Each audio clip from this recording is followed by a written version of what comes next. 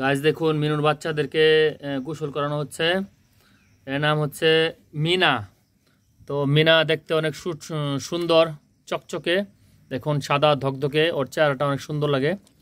ডুবানো ডুবানো ডুবানো। তো ওকে প্রথমবারের মতো গোসল করানো হচ্ছে।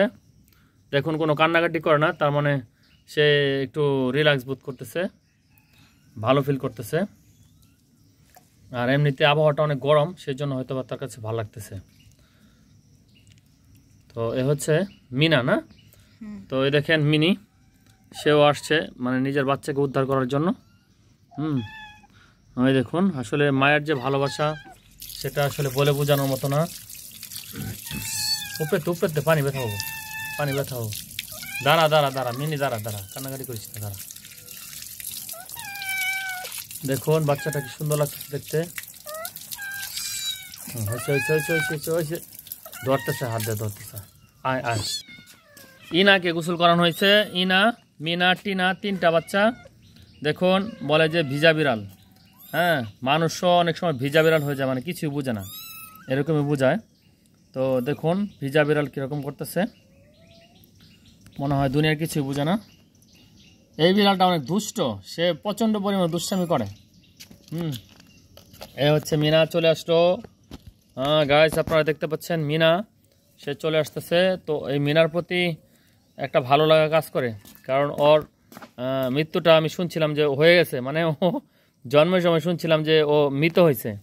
তারপরে আমি এসে দেখলাম যে না, আসলে তো সে মারা যায় না, সে জীবিত আছে।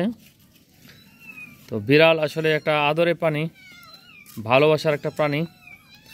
তো বিড়াল নিয়ে একটা ইয়ে আছে, যে হাদিস আছে, যেটা হচ্ছে কি আমাদের যে নূহ আলাইহিস সালাম যখন সে এদিকে যা, যখন সে কিস্তিতে আল্লাহ তাআলা যখন বলছিল যে কিস্তি বানাও, কিস্তিতে সব ধরনের প্রাণী দুইটা দুইটা নিয়ে উঠাও, তখন নূহ আলাইহিস সালাম যখন সব প্রাণী উঠাইছিল, তখন উঠানোর পরে দেখা গেল এক পর্যায়ে সেখানে খাবার দাবার রাখা হয়েছিল, সেই খাবার দাবারে ইঁদুরের জন্ম হয়। তো ইঁদুর মূলত শয়তান, ইঁদুররূপী হয়ে জন্ম নেয়, মূলত সেখানে আসে। তারপর সেই খাবারগুলো সে নষ্ট করতে থাকে, খেতে থাকে, এবং এক পর্যায়ে দেখা যায় যে সেই কিস্তিটাকে সে কানা করতে থাকে, ইঁদুররা কানা করতে থাকে। তো নূহ আলাইহিস সালাম আল্লাহ তাআলার কাছে পানা চাইলেন। তো আল্লাহ তাআলা আজরাইল আলাইহিস সালামের মাধ্যমে তিনি ওহী পাঠালেন বা সংবাদ দিলেন যে সেখানে দুইটা ছিল, কি বলে, সিংহ ছিল। সিংহর গায়ে টাচ করতে বললেন। তো টাচ করার পর সেই সিংহর মুখ দিয়ে মূলত দুইটা বিড়াল আল্লাহ তাআলার মাধ্যমে সৃষ্টি হয়ে যায় বা বের হয়ে যায়। তো সেই বিড়ালগুলো ইঁদুরগুলোকে ধ্বংস করে। এ হচ্ছে মূলত হাদিস মাস্তার কথা, বা আমাদের যে পূর্ব ইতিহাস আছে, ইসলামিক ইতিহাস, সেগুলোর কথা। তো দেখুন কাঁপতেছে। তো বিড়ালের জন্মটা বলা হয়ে থাকে যে এভাবেই হয়েছে। তো বিড়াল এমনিতেও কিন্তু খুবই ভালো একটা প্রাণী। হয়তোবা কিছু নোংরা টোংরা করে, আপনার কাছে মনে হয় নোংরা করে, কিন্তু ভালো কাজও করে। যেমন নাকি আপনার বাসায় পোকামাকড়, আমার বাসায় কিন্তু প্রচুর পরিমাণে টিকটিকি ছিল।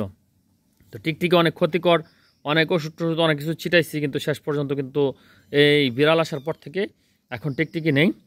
আরেকটা ভ্রান্ত ধারণা আছে, অনেকে মনে করেন যে যাদের হাঁপানি রোগ আছে বা বিড়াল ঘরে থাকলে হাঁপানি হয়। তো এটা একেবারে ভুল ধারণা। আমার নিজেরও একটু সামান্য ঠান্ডা লাগা ছিল, যার জন্য আমি ওষুধপত্র খাইতাম রেগুলারভাবে, মন্টিলুকাস খাইতাম। কিন্তু এই বিড়াল আনার পরে আমার কিন্তু কোনো প্রকার ট্যাবলেট এখন খাওয়া লাগে না, আল্লাহ তাআলার রহমতে এখন আমি সম্পূর্ণরূপে সুস্থ। পরে পরে পরে পরে তো এই কথাটা একেবারে ভ্রান্ত, যারা বলেন তারা না জেনে বলেন, বা এটা মূলত হচ্ছে যে আমাদের গ্রাম্য ভাষায় এটা প্রচলিত হয়ে গেছে, সেই হিসাবে আপনারা বলেন। এর কোনো আসলে ভিত্তি নেই বা প্র্যাকটিক্যালে কোনো কিছু নেই। তবে বিড়াল পালার ফলে দেখা যায় বিড়ালের শরীর থেকে যে একটা ব্যাকটেরিয়া বের হয়, সেই ব্যাকটেরিয়া মানবদেহের জন্য উপকারী। মানে অকাল মৃত্যুতে বা টেনশন দূর করতে, ইনসোমনিয়া বা যারা দেখা যায় মানসিক টেনশনে ভোগেন, বিভিন্ন ধরনের সমস্যায় ভোগেন, এ ধরনের টেনশন দূর করতে সেই ব্যাকটেরিয়াটা কাজ করে থাকে।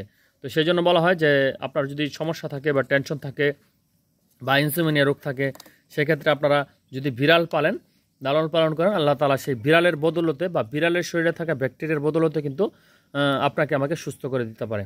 তো এটা কিন্তু প্র্যাকটিক্যালি দেখা, আমি যেটা দেখলাম যে বিড়াল থাকলে কিন্তু টেনশন হয় না, আপনি কোনো ব্যাপারে টেনশন করবেন না।